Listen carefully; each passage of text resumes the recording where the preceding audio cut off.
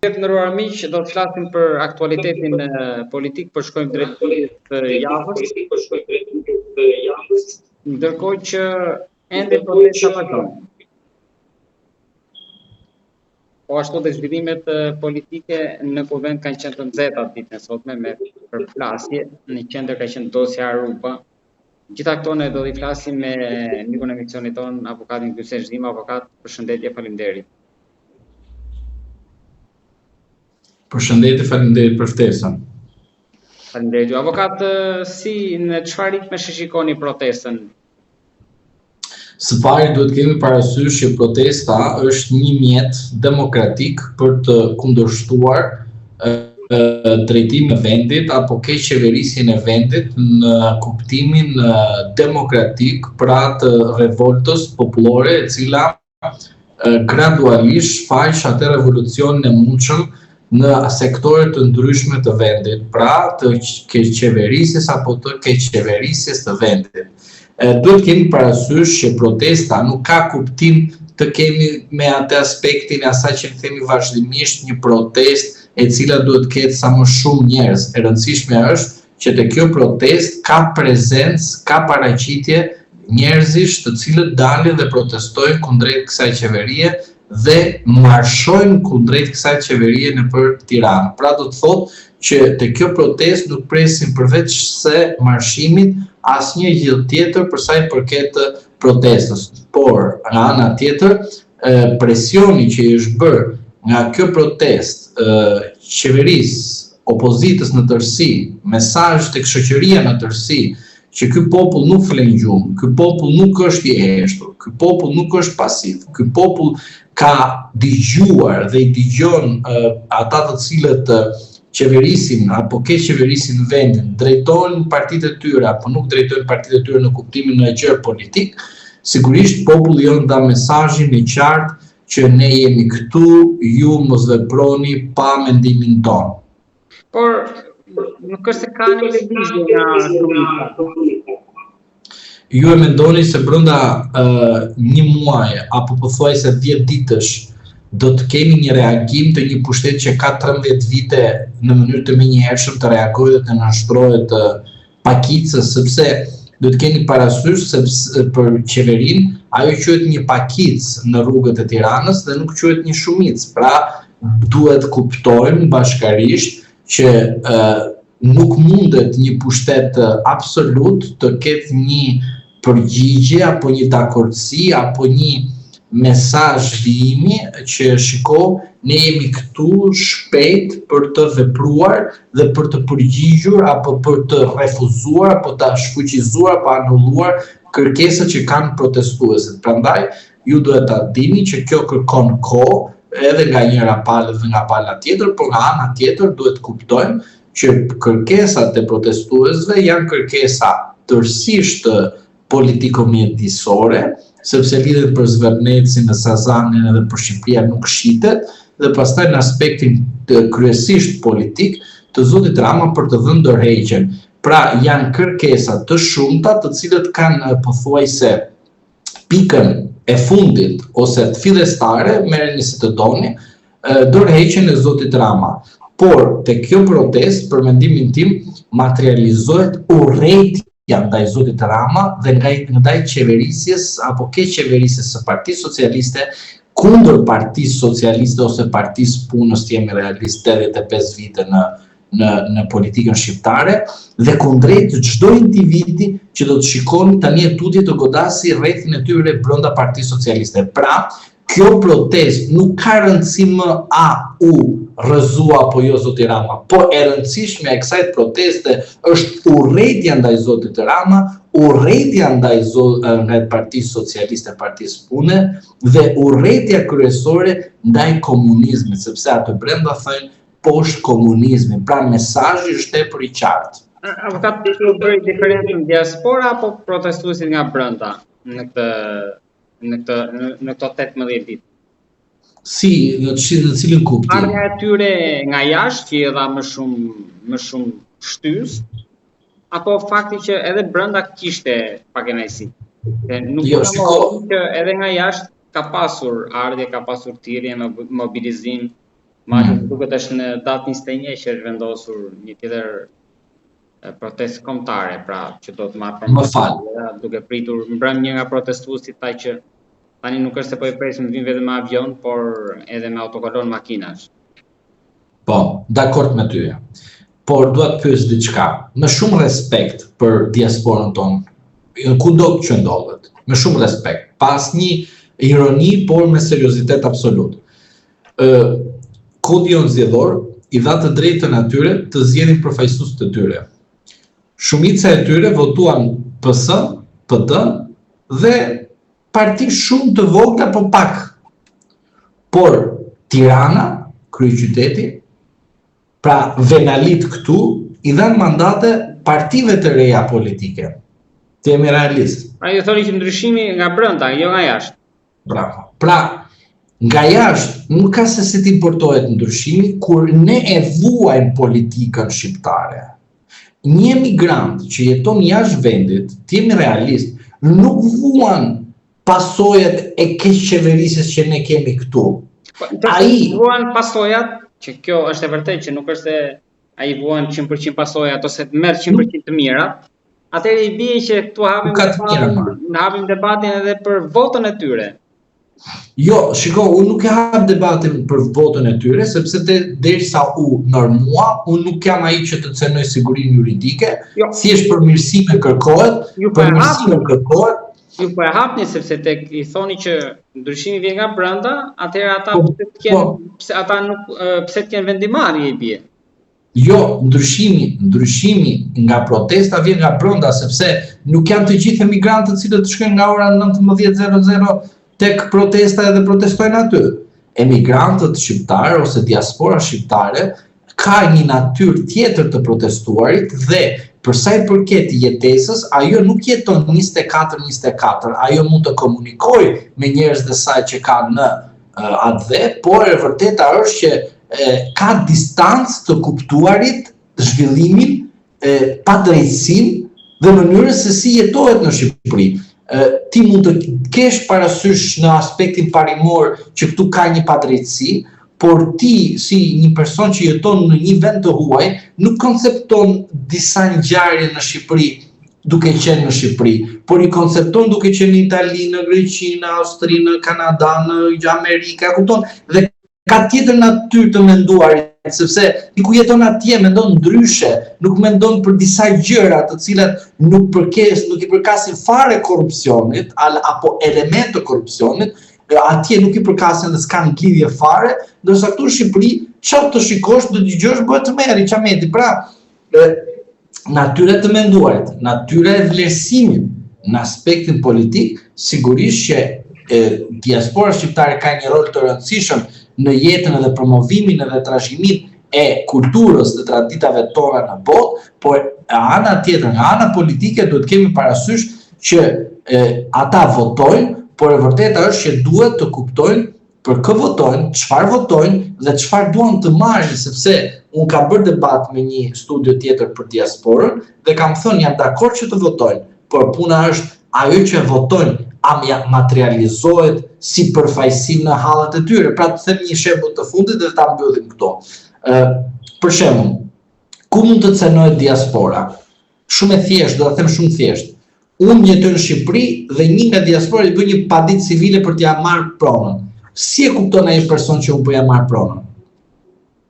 Ose unë jetoj në jashtë shtetit dhe Edi Rama ja grabit pronën. Si do ta kuptoj ai njeri që Edi Rama ja grabiti pronën? Duke votuar Edi Rama ky individ. Se kupton kur. Dhe kur të vinë në Shqipëri, pas shumë vitesh që ka votuar PS nga mesi deri në darkë, thot, nuk bëhet ky vend. Po jo mërzotri, se ti kur i dhe autorizim atit që qeverisi vazhdimisht dhe ti pa ditur gjë, sepse s'të ka dhënë llogaridhënie, s'të ka bërë kur transparencë, atëherë ti çfarë thua që ky vend nuk bëhet? Bëhet sepse ti pikërisht e ke votuar atë që ai të mashtrojë vazhdimisht dhe të grabis pronën tënde. Prandaj them që diaspora jon duhet të kuptojë që atë që voton ta materializojë dhe duke kuptuar çfarë po bën. Jo të thotë unë votoj, po padrejtësi ndodhet në Shqipëri se kështu jemi mësuar. Jo, pra do të thotë që çdo gjë ka rregullin e vet dhe do thosha procedurën e vet. Prandaj them që diaspora jon do ardhje të tjera? diaspora do të ketë ardhje, do të ketë patjetër do të ketë prezencë, as bëhet fjalë për këtë gjë. Ne nuk e diskriminojmë diasporën, por diaspora duhet të kuptojë. A mendoni që do ketë mbështetje më në vazhdim, pra si e shikoni? Ka. Shiko, në diasporë, për sa i përket protestës, ata nuk kanë ndonjë hall që protestojnë atje. Pra në kuptimin e fjalës, pra nuk kanë presion. Nuk janë për shembull të kanë bërë ndonjë pakt me njërin që t'i fusin njërin në një vend puna shumica e tyre. Pra janë në situatë, janë elektron lirë.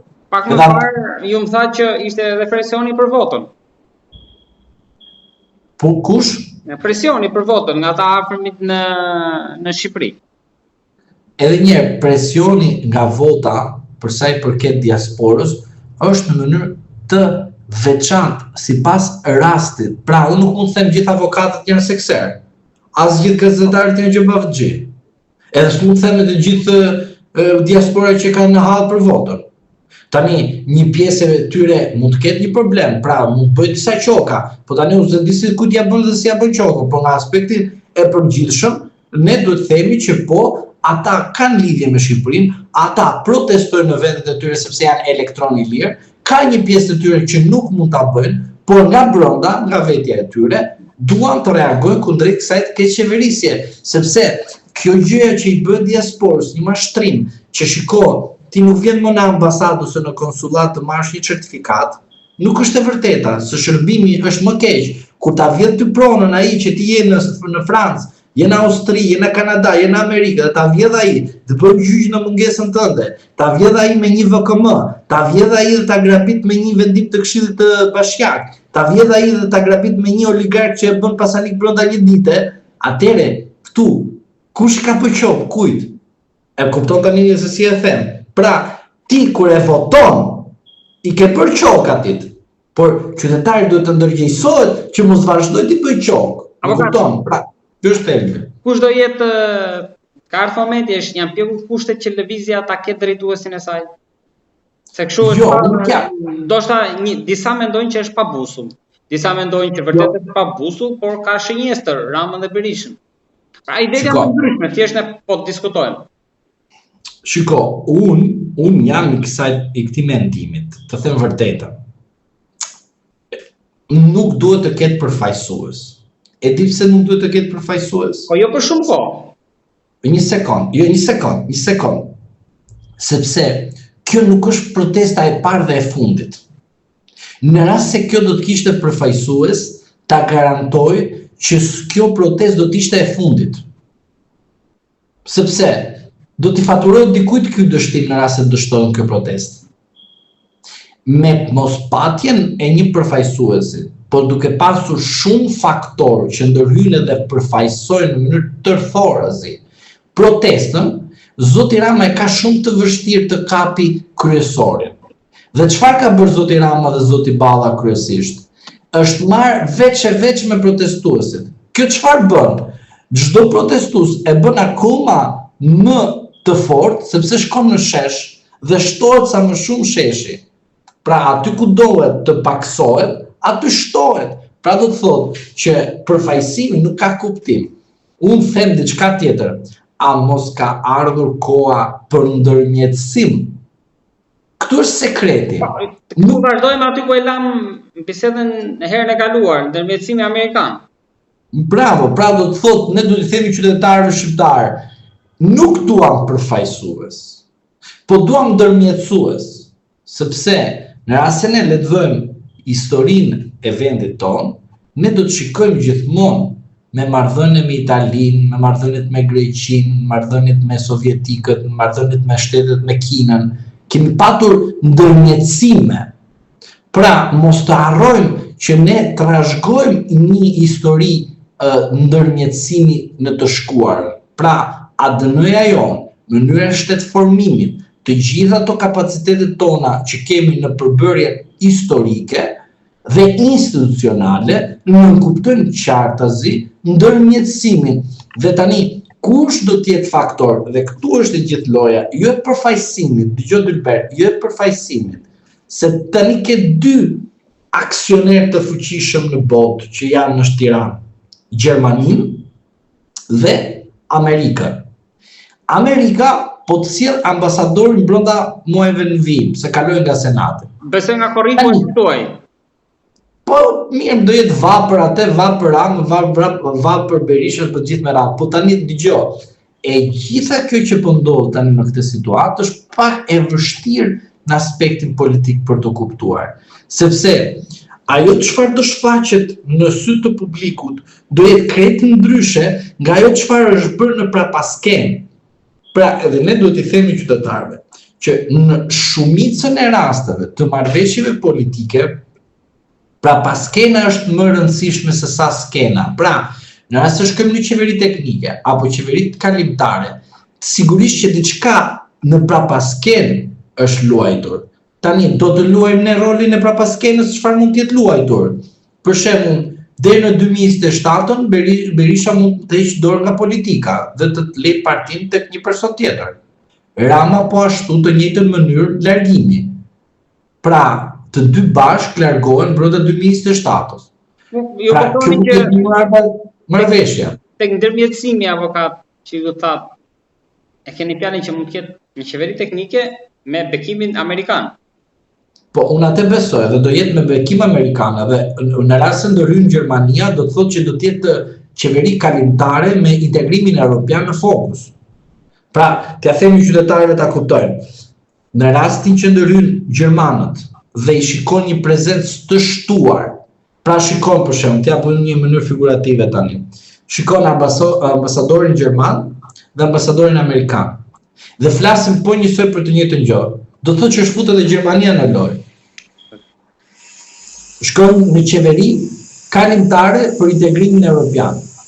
Në rast se bën ndërmjetësim kryeministri, tani ky është problemi, ju e dini se të gjithë tjerët i zgjidhin. Tani ka figura, dëgjoj. Partia Socialiste mund të propozojë një person brenda llojit të saj. Ju thoni dorëheqje e kryeministrit, jo dorëheqje e socialistëve. Jo, Rama po shkuam në qeveri teknike, Rama nuk do të jetë. Po sigurisht, qeveria teknike vetëm një herë ka ndodhur në kohën e Lulit. Në kohën e Lulit. Pra, nuk vjen. Pra, nuk ai avokat, nga bëhet. Ku e di unë, ka ikur, ka marrë këshillën time që i kam thënë, ik Luli, ik, po mori me vonesë, e testoi 11 maj, bëri mashtrimet majtës djathtas duke thënë që Trekonçi dhe kështu me radhë, dhe s'na e foshte atëherë kur Trekonçi e kishte vendosur kryetar partia, se ky është mashtrimi i tyre që na mashtrojnë publikisht. Avokat, tani disa kanë cilësuar për një fitore. Vazhdoi pa. Prit tani. Disa nga protestuesit që janë të Lulit kanë vajtur në protestë dhe nxjerrin disa parrulla të Lulit, se kur Luli është këtu me ne, se na ka thënë të vërtetën.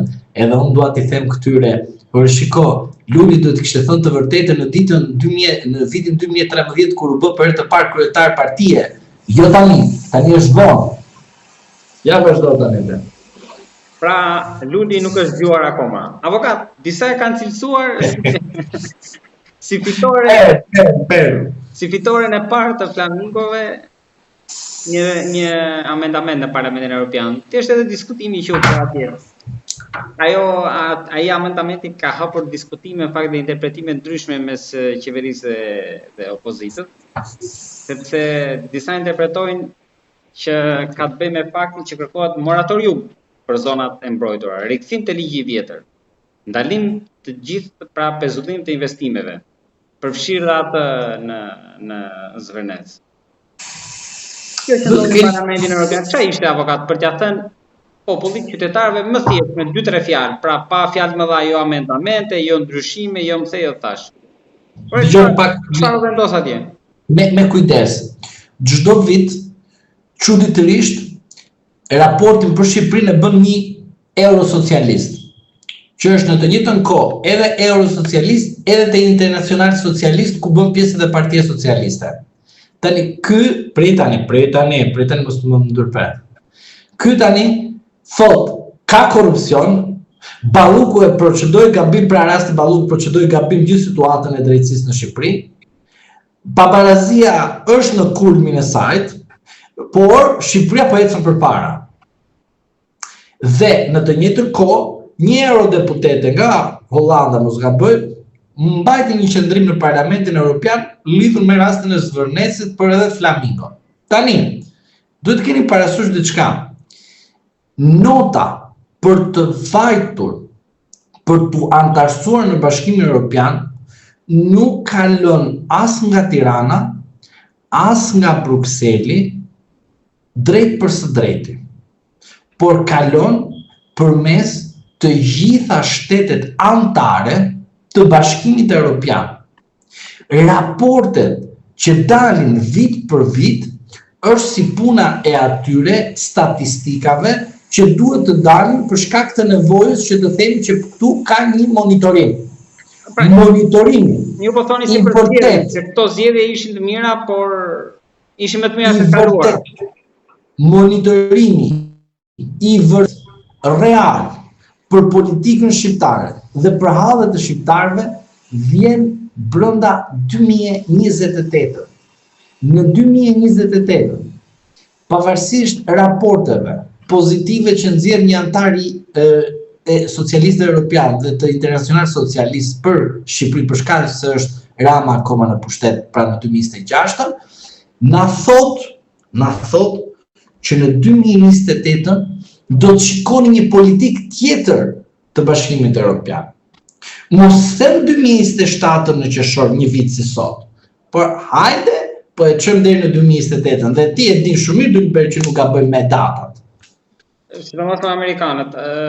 Pra, avokat, i bie që ne jemi në një moment në një udhkryq tani, që çdo gjë do nis nga ambasadori i amerikan, koordinim me aleatët europian aty vetë Gjermani. Ambasadori amerikan dy drejtime. Drejtimi i parë është Departamenti Amerikan i Shtetit dhe drejtimi i dytë është linja Trump, që të dyja shkojnë paralel me njëra tjetrën.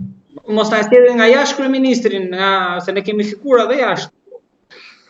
Kemi parë dhe letrën e Akademisë së Diasporës, e pe dje një dokument me 120 e sa emra, avokat. Po mirë, le të vinë, janë të mirëpritura. Të janë të mirëpritura edhe akademitët dhe të gjitha këta.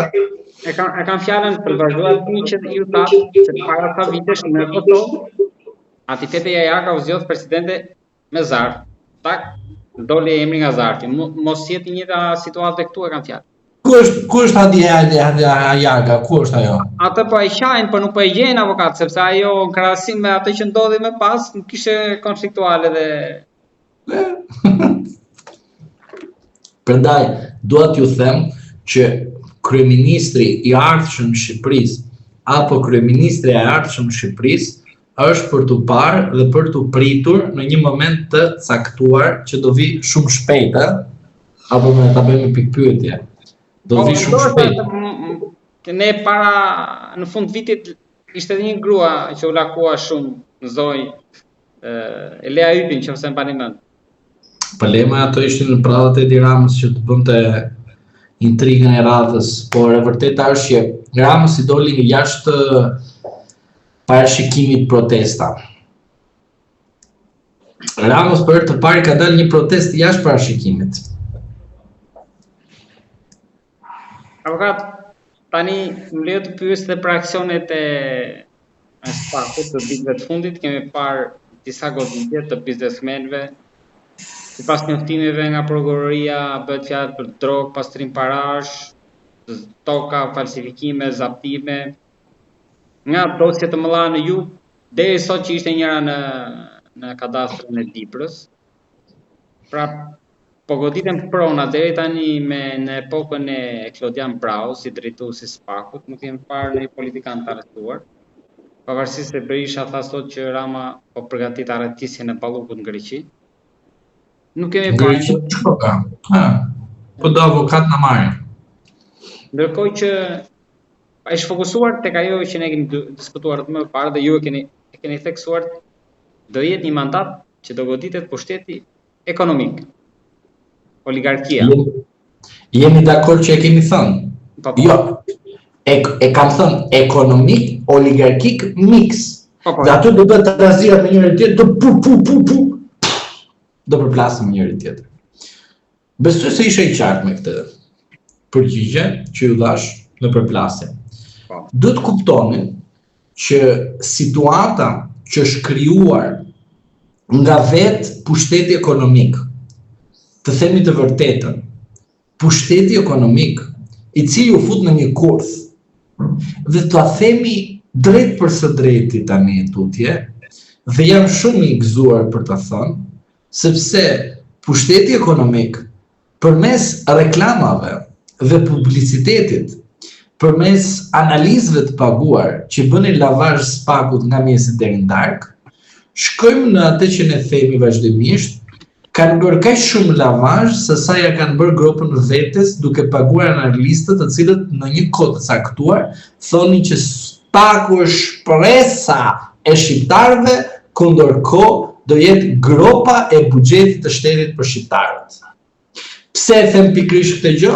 Sepse pa folurne, pa thënë emra se njerëzit i bëjmë sikur po i diktojmë që shiko këtë analistë dhe shiko se ka ndryshuar qasje, më thoni mua pse analistët që i bëni lavazh spakut nga mjesi deri në darkë sot kanë ndryshuar qasjen me spakun dhe flasin për një spak që nuk po lëviz, një spak që po lëvizte po jo ashtu siç duhet, një spak që është rëmberë nga Sali Berisha, çka kemi dëgjuar. Pra, këto analistët që kanë bërë lavdrata nga mjesi deri në darkë ndaj spakut, u pagonin nga dikush, sepse unë nuk e di që të bësh kaq shumë lavdrata nga mjesi deri në darkë për spakut, dhe ta bësh në mënyrë vullnetare.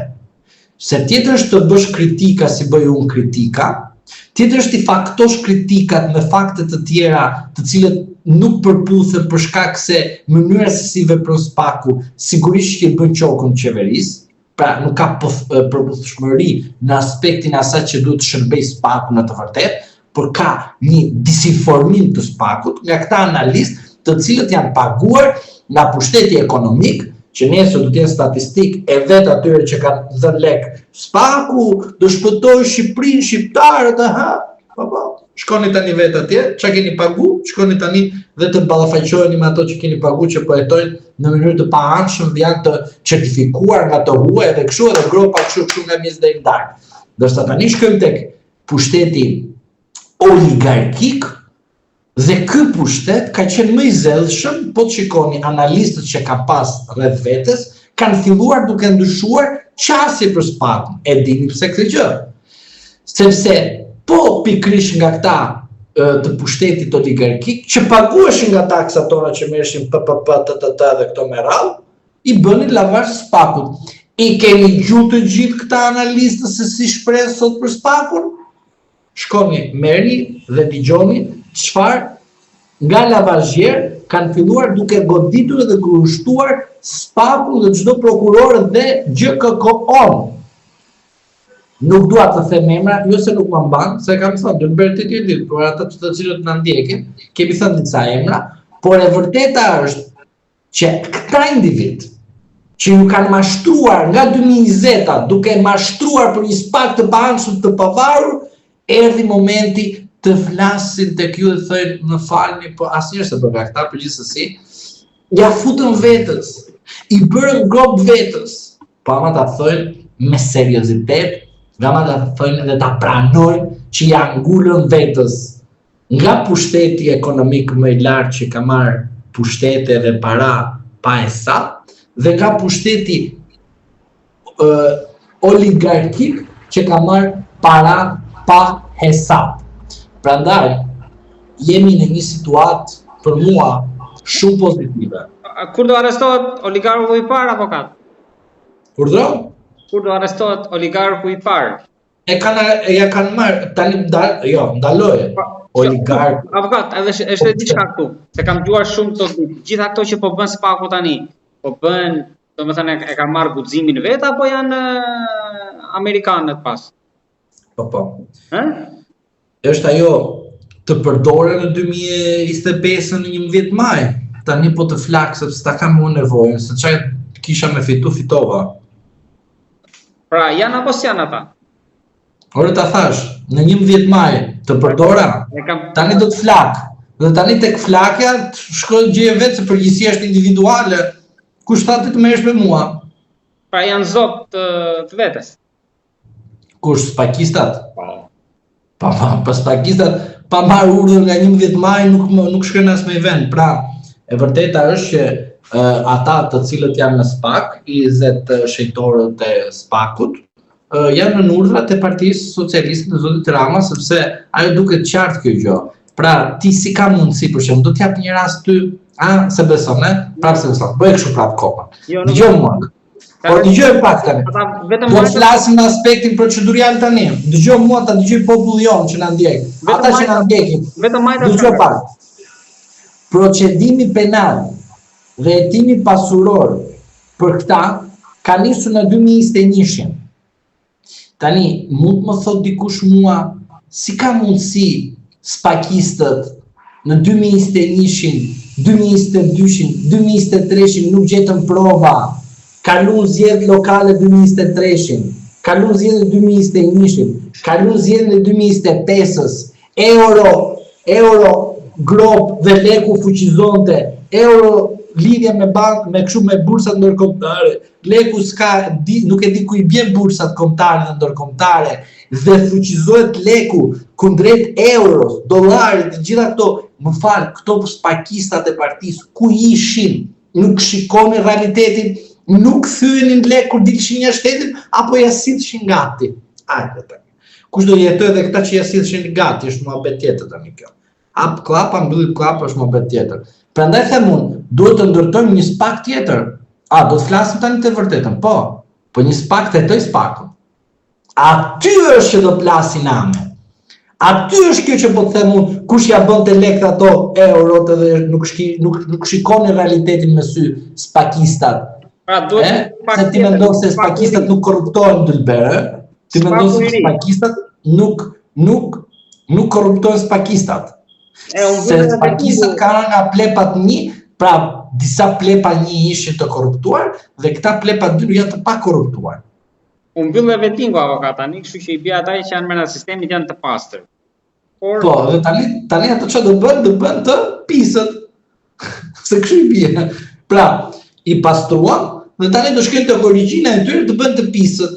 Po tani na duhet ne që të vazhdojmë të hetojmë edhe të bëhet veting i vazhdueshëm.